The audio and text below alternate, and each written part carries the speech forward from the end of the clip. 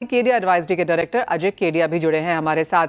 बहुत शुक्रिया साथ जुड़ने के लिए। और सोने के अगर यहाँ पर हम प्राइसेस बनता हुआ देखें तो मुनाफा वसूली अच्छी खासी है। कल इमीडिएटली फेड की मीटिंग के बाद $3,704 प्रति आउंस का ऑल टाइम हाई बनाने के बाद हमने खासी मुनाफा वसूली इमीडिएटली न्यूयॉर्क सेशन में ही कल आते हुए देखी। तो आप देख सकते हैं $3650 यहाँ पर, तो अपने हाई से करीब करीब $60 की गिरावट हम यूएस फेड मीटिंग के बाद देख चुके हैं। अब कैसे देखते हैं आप इसे अजय, जिस तरह की प्राइस रिएक्शन यहाँ पर आई है और यहाँ से क्या करने की राय है? नमस्कार मिश्र। देखिए, जैसे मैंने पहले भी कहा था कि 2025 का फर्स्ट हाफ मुझे तेजी का दिखता है, सेकंड हाफ में करेक्शन रहेगा। थोड़ा टाइम लगा बिकॉज जो इवेंट्स है वो हम सामने सामने देख रहे हैं, बट मेरा भी एक्सपेक्टेशन यही था कि 0.25 का रेट कट आएगा और उसके आगे खाली एक 0.25 का रेट कट आएगा। लेकिन कल हमने जो स्टेटमेंट्स आते हुए देखा वहां पे 0.5 तक की एक्सपेक्टेशन है, बट ऑन डेटा ड्रिवन रहेगा। तो आई थिंक मुझे लगता है कि ये थोड़ा गोल्ड के लिए थोड़ा नहीं ज्यादा नेगेटिव इसलिए दिखाई दे रहा है। जनरली हम देखते हैं कि जब भी रेट कट होगा सोना बढ़ना चाहिए, बट मैंने एक एनालिसिस जो डेटा देखा था जहाँ पे देखा था कभी भी अगर रेट कट आता है, पॉज के बाद एक रेट कट आता है, तो अगले 6 महीने में सोना करीबन आधे % की गिरावट दिखाता है। अगर साल भर की बात करें तो सोने में करीबन 1 से 1.5% की तेजी आती है। पिछले 25-30 साल का डेटा दिखाता है ये। लेकिन गोल्ड ने ऑलरेडी YOY की कंपेयर करूं तो 50% और YTD की बात करूं तो 40% रिटर्न दे चुका है। तो आई थिंक चार्ट्स के ऊपर काफी हैवियर हम देख रहे हैं। जनरली गोल्ड रिस्क में बढ़ता है, बट अब गोल्ड पे ही मुझे लगता है रिस्क ऑन ज्यादा है। तो यहाँ से मुझे लगता है एक अच्छा करेक्शन देखने को मिल रहा है। जो इमीडिएट सपोर्ट मुझे लगता है वो 3585, मतलब 3585 के करीब इंटरनेशनल स्पॉट गोल्ड दिखाई दे रहा है। वहीं डोमेस्टिक मार्केट में कल रुपए में भी मजबूती देखी थी, उसका भी असर था। बट आई थिंक नीचे में 1,05,400 के आसपास का एक स्ट्रॉन्ग सपोर्ट एक बार दिखाई देता है। बट यहाँ से यस एक करेक्शन है जो अगले महीने भर तक अगर कोई नया इवेंट नहीं आता है तो आराम से हम समझते हैं कि 8 से 10% तक का भी करेक्शन हम देख पाएंगे। तो आप बिकवाली की राह पे यहाँ पर अजय दे रहे हैं और आपको लगता है 3585 तक के लेवल्स यहाँ पर देखने को मिल सकते हैं। काफी सारी रिपोर्ट्स और स्टडीज ये भी बताती हैं कि अगर 3550 जैसे लेवल्स यहाँ पर नीचे में टूटे तो फिर वो 3400-3300 लेवल जो बहुत लॉन्ग स्ट्रॉन्ग सपोर्ट है वो बहुत दूर नहीं है। आप इतनी ज्यादा गिरावट या करेक्शन देखते हैं? मैं थोड़ा ज्यादा ही देख रहा हूँ क्योंकि लास्ट टाइम भी $3500 से आप 3000 तोड़ेगा वो फिलहाल मत बोलिए, लेकिन 3300 हम लगातार बात करते रहे कि एक स्ट्रॉन्ग सपोर्ट है, क्या वो एक नेक्स्ट लेवल है? नहीं, डेफिनेटली है। देखिए, कोई भी असेट क्लास लिनियरली नहीं चलता, खास करके सोने में अगर हम देखें तो एक कमोडिटी सुपर साइकिल जब मैं बार बार कह रहा था, आप देखिए कोविड से 2.5 साल तक सबसे ज्यादा एक होता है रेस्पॉन्ड और एक रिएक्ट। तो एनर्जी मार्केट कभी भी रिएक्ट करता है, जहाँ पे हमने कच्चा तेल नेचुरल गैस को बढ़ते हुए देखा। सोना चांदी रेस्पॉन्ड करता है।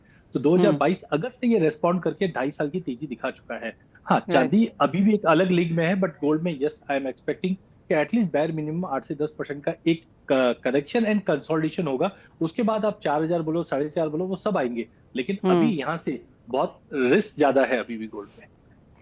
तो यानी कि जिन लोगों ने नहीं खरीदा है उनके लिए ये खुश खबर है। अगर आपने सोना नहीं लिया है, कोई बहुत जल्दी नहीं है, इसी साल में अभी शादी नहीं है, तो रुक कर ले सोना। अच्छी खासी करेक्शन की एक्सपेक्टेशन है। अजय, मैं आपको थोड़ा सा और इंडल्ज करूंगी यहाँ पे।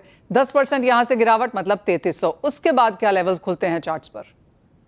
I am not bullish on gold right now मुझे नहीं लग रहा है। देखिए, हर चीज का एक आप पर अजय ये अच्छी बात है क्योंकि जो इन्वेस्टर्स हैं आप उनको ये कह रहे हैं कि मुनाफा वसूली कर लो, बहुत सोने में तेजी आ चुकी है। ये राइट टाइम है ये कहने का। जिन्होंने नहीं खरीदा है, लॉन्ग टर्म इन्वेस्टर्स हैं, वो कहाँ लें? नहीं, मैं वही बता रहा हूँ। अगर आप देखेंगे सितंबर 2019 से जब भी मैं चैनल पे आया, मैं कभी भी गोल्ड सिल्वर बेचने की बात ही नहीं करता था, हमेशा तेजी करता था। I agree. बट जो फैक्टर्स मैं देख रहा था वो अब मैच्योर हो चुके हैं। आई एम एग्जिटेड 3100 जिस दिन मारा था उस दिन के बाद मैं निकल चुका हूँ यहाँ से। मुझे लगता है this is not a revival rate, या तो कोई नया न्यूज है। तो आई थिंक यस 3000 के नीचे भी दिखेंगे, but that will take time. साल भर का व्यू है, बीच में बहुत भी चीज आएगी, बट आई थिंक 8 to 10% आता है। रिव्यू करने के लिए वेट कीजिए। All right, point taken. आपने चांदी की यहाँ पर बात की जहां पर आपको लगता है कि जी हाँ करेक्शन यहाँ पर भी आएगी, लेकिन जितनी स्टीप करेक्शन शायद हम गोल्ड में आता हुआ देखेंगे, चांदी वो नहीं दिखाएगी। बिल्कुल, जितना मैं बैरिश अभी गोल्ड में हूँ उससे ज्यादा बुलिश मैं चांदी में हूँ। चांदी में मुझे लगता है कि अगर आप 1980 का $50 या 2011 का $50 देखेंगे, वो आराम से ब्रिज होता हुआ दिखता है। अगर कोई 2 से 3 साल का व्यू लेके चलता है तो मुझे लगता है $70 से $72 भी इंटरनेशनल में आराम से ब्रिज कर सकता है। उसका सबसे बड़ा उदाहरण है गोल्ड सिल्वर रेशियो। देख लीजिए, यहाँ पे 85-86 पे कंसोलिडेट कर रहा है। अगर लॉन्ग टर्म एवरेज देखेंगे तो 70-72 आता है। पर डोंट एक्सपेक्ट कि आज जैसे पिछले साल दिवाली पे हमने जो रिपोर्ट निकाली जहाँ पे 1,30,000 का टारगेट दिया था और वो एग्जैक्टली 1,30,000 के ऊपर जाकर रिवर्स होता हुआ दिख रहा है। तो मुझे लगता है यस, सोने में जो गिरावट आएगी चांदी को भी थोड़ा सा एक पुल बैक देगा, मे बी अराउंड 1 लाख 5 हजार का लेवल मिल जाए तो I will be more than happy to add on silver. But yes, go with SIP. SIP का full form systematic investment plan नहीं है, सिल्वर इन्वेस्टमेंट प्लान है। यहाँ पे फेज बाय फेज में चांदी मुझे लगता है कि $50 मार्च तक आराम से दिखा देगी, बट एक करेक्शन के बाद। 1,25,000 फिलहाल चल रहा है और अजय आप कह रहे हैं कि 1,05,000 आएगा, यानी कि 20,000 रुपए की मुनाफा वसूली आप यहां से देखते हैं जस्ट टू बाय, ताकि अगले साल में आप यहां पर $50 यानी कि बैकअप अराउंड दैट 125 135 वाले लेवल्स फिर से बनेंगे। बिल्कुल। ऑलराइट। तो ये तो चार्ट्स की बात यहाँ पर है, जहां पर नियर टर्म मुनाफा वसूली और लॉन्ग टर्म तेजी में अभी भी यहाँ पर अजय बरकरार है, लेकिन जिस तरह की ओवर हीटिंग, ओवर बॉट यहाँ पर ऑन चार्ट्स ये बन चुका है, और जैसे अजय ने कहा कि अब ये फंडामेंटल्स और लॉजिक को डिफाई करता हुआ नजर आ रहा है, तो अब यहाँ से लॉन्ग पोजीशन में बचना चाहिए। अच्छी खबर है ये तो नितिन खंडेलवाल जी, आपका तो शो भी यहाँ पर चल रहा है, सही समय है जब कुछ मुनाफा वसूली भी यहाँ पर आई है। आपको क्या लगता है, एक तो इन सेंस ऑफ प्राइसेस, क्योंकि ये मुनाफा वसूली अब थोड़ी जारी रह सकती है? देखिए, मैं नहीं समझता ये मुनाफा वसूली है, क्योंकि कल सवेरे के जो रेट थे वो शाम में हाइक हो गए थे, क्योंकि जब भी अनसर्टेनिटी होती है 50 पॉइंट होगा 25 पॉइंट होगा तब भी गोल्ड जंप करता है, और जैसी अनसर्टेनिटी खत्म हो गई उसके बाद में गोल्ड सेटल हो गया, जहां था वहीं आ गया। तो बड़ी कोई मुनाफा वसूली नहीं है, टाइमिंग थोड़ा ज्यादा बढ़ गया था। Point number 1। Point number 2, Kedia ji से मैं कभी डिफर नहीं करता हूं, क्योंकि बहुत अच्छी स्टडी उनकी रहती है, लेकिन 2-3 चीजें के जो फैक्टर उनको अपने इंस्ट्रूमेंट के अंदर और ऐड कर लेना चाहिए, वो करना चाहिए। एक तो ट्रम्प फैक्टर, और दूसरा सेंट्रल बैंक की बाइंग। तो ये जो फैक्टर्स है ये पहले कभी उतने हावी नहीं होते थे, आजकल ये ट्रम्प फैक्टर बहुत बड़ा फैक्टर चलता है, और दूसरा सेंट्रल बैंक की बाइंग, चाइना की बाइंग, ये सारी चीजें जो है उसमें आप करेक्शन की राह अगर देखेंगे कोई आपका ऑडियंस, तो मुझे नहीं लगता कि वो सही होगा। हाँ, मैं इतना जरूर कह सकता हूं कि सब पॉसिबिलिटी हो सकती है। अपने परचेस को डिवाइड करते जाइए, बस मैं इतना ही करना चाहूंगा कि अभी $50-100 आपको कम लग रहा है, अभी थोड़ा लीजिए, फिर दसरे दिवाली पे लीजिए, फिर आप शादियों के सीजन में लीजिए, ताकि आपका हर रेट में गोल्ड आ जाए, क्योंकि अनप्रिडिक्टेबल मार्केट है। जी हाँ, एब्सोल्युटली। साथ ही साथ नितिन जी, किस तरह की बाइंग फिलहाल हम यहाँ पर मार्केट में आता हुआ देख रहे हैं, क्योंकि बाजार एग्जैक्टली इसी गिरावट का यहाँ पर इंतजार कर रहा था कि बाजार थोड़े से थम जाए, एक पॉज आए, कंसोलिडेशन आए, कुछ हल्की सी गिरावट भी देखने को मिले, वो आ रही है अब यहाँ पर। अब अगले हफ्ते से नवरात्रि है, क्या एक्सपेक्टेशंस हैं बाइंग को लेकर? देखिए, All India gem and jewellery domestic council का सबसे इंपॉर्टेंट शो जीजेएस आपको पता है यहाँ चल रहा है। यहाँ पे जितने भी स्टॉल है पूरे फुल पैक चल रहे हैं, बहुत अच्छी बाइंग है। आज तक जितने भी हमारे रिटेलर्स बाइंग के लिए आते थे, इस बार रिकॉर्ड ब्रेक बाइंग करने के लिए वो लोग भी आ चुके हैं, क्योंकि सामने पूरा सीजन है, और उनके कस्टमर भी समझ चुके हैं कि सोना अब नीचे ज्यादा जाने वाला नहीं है। तो मैं $2,200 से लोगों को करेक्शन का आप सभी चैनल के ऊपर देख रहा हूं, लेकिन आज $3,650 तक के करेक्शन का कोई दिख नहीं रहा है, क्योंकि फैक्टर्स चेंज हो गए। तो बहुत अच्छी बाइंग लोगों की हो रही है। और एक आपको इंफॉर्मेशन देना चाहूंगा कि अभी ऑटोमोबाइल में इलेक्ट्रॉनिक्स के अंदर थोड़ा पॉज आया है, और उसका सवेरे किसी से डिस्कस से बताया कि लोगों ने भी होल्ड किया है कि गोल्ड और सिल्वर में इन्वेस्टमेंट करेंगे तो ज्यादा अच्छा रिटर्न मिलेगा। और ये जो चीजें नॉन प्रोडक्टिव है, तो इसका भी जो शिफ्टिंग है वो गोल्ड सिल्वर में आ रहा है। ये आज हमको सवेरे एक जने चर्चा करते हुए पता लगा। तो मुझे लगता है कि इस सीजन के अंदर रिकॉर्ड ब्रेक सेल गोल्ड करने जा रहा है, क्योंकि जिस हिसाब से बाइंग और उत्साह हमने All India gem and jewellery के जीजे शो में देखा है। एब्सोल्युटली।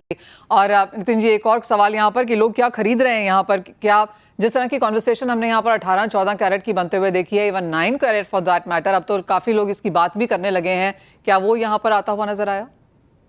देखिए, 9 कैरेट के प्राइस के अलावा एक और रीजन है, क्योंकि 9 कैरेट का जो यूएस में एक्सपोर्ट होता था और अभी एक्सपोर्ट के अंदर थोड़ा सा पॉज दिख रहा है, इसलिए वो जो मैन्युफैक्चरिंग प्रोसेस है, जो माल बना है और जिनको प्रैक्टिस है बनाने की, वो इंडिया में उनको मार्केट ओपन होना चाहिए। ये भी एक उसके लिए बहुत इंपॉर्टेंट पॉइंट है। और सबसे इंपॉर्टेंट ये है कि जो परचेसिंग हो रही है, तो जिन लोगों ने भी पार्टिसिपेट किया All India gem and jewellery domestic council ने, लकी लक्ष्मी जो इस बार लेकर आए हैं, इस लकी लक्ष्मी की वजह से बहुत ज्यादा उत्साह है। तो बजट बाइंग बहुत हो रही है, जो 1 से 2 लाख 3 लाख के बीच में की हो रही है।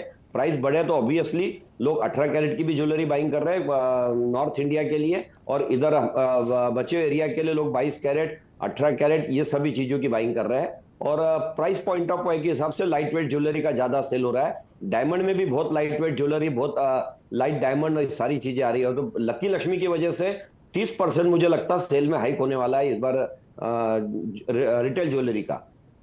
नितिन जी, आप कह रहे हैं कि यहाँ पर light weight jewellery and diamond jewellery की ज्यादा मांग है? हाँ जी, हाँ जी। Alright, point taken. Nitin ji बहुत शुक्रिया साथ जुड़ने के लिए और वो पूरी राय देने के लिए प्राइसेस पर भी और किस तरह के ट्रेंड्स फिलहाल हम जीजेसी से वहां पर आता हुआ देख रहे हैं।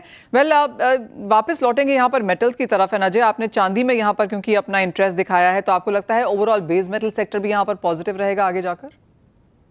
हाँ बिल्कुल। मैं जब भी कमोडिटी सुपर साइकिल देखते हैं तो पहले जैसे मैं बता ही रहा था कि एक रिएक्ट आता है वो एनर्जी से, फिर रेस्पॉन्ड आता है बुलियन से, और स्लो रेस्पॉन्ड आता है वो इंडस्ट्रियल मेटल से आता है। तो अगर लॉन्ग टर्म व्यू देखेंगे तो कॉपर, जिंक, एल्यूमिनियम काफी स्ट्रांग दिखाई दे रहा है। अभी भी नंबर्स जो है इकोनॉमी के वो थोड़े से स्टेबल नहीं है, जिसकी वजह से बार बार में जैसे कल हमने 921-50 तक का लेवल कॉपर में देखा, फिर करेक्ट कर गया। एल्यूमिनियम भी 260 तक जाता है, फिर करेक्ट कर जाता है। बट आई थिंक ज्यादा लंबा वीकनेस नहीं दिखाई दे रहा। मे बी पॉसिबल है आज थोड़ा बहुत जैसे सोने चांदी में गिरावट है, डॉलर में थोड़ी बहुत रिकवरी, आज थोड़ी बहुत करेक्शन आ जाए। बट बेटर रहेगा ये लेवल से आप बाय ऑन ड्रॉप की रणनीति बना के ट्रेड करें, जहाँ पे 897 के करीब कॉपर लीजिए, 890 का स्टॉप लॉस लगाइए। इमीडिएट टारगेट तो 910-12 है, बट 920 के ऊपर वीकली क्लोज बहुत स्ट्रॉन्ग मूव दे सकता है कॉपर में। वहीं जिंक के अंदर भी 255-260 का दायरा रहेगा, but I think copper would be good to buy. तो खरीदारी की राय यहाँ पर मेटल्स में भी आती रही हैं और कॉपर और जिंक में बाइंग स्ट्रैटेजी यहाँ पर अजय की तरफ से, एंड कॉपर ऑफ कोर्स एक मोर स्टेबल बाइंग यहाँ पर है। अजय बहुत शुक्रिया साथ जुड़ने के लिए, तमाम स्ट्रैटेजीज शेयर करने के लिए, और ऑफ कोर्स वो बहुत स्ट्रॉन्ग व्यूज सोने चांदी के समक्ष हमारे व्यूअर्स के सामने भी रखने के लिए।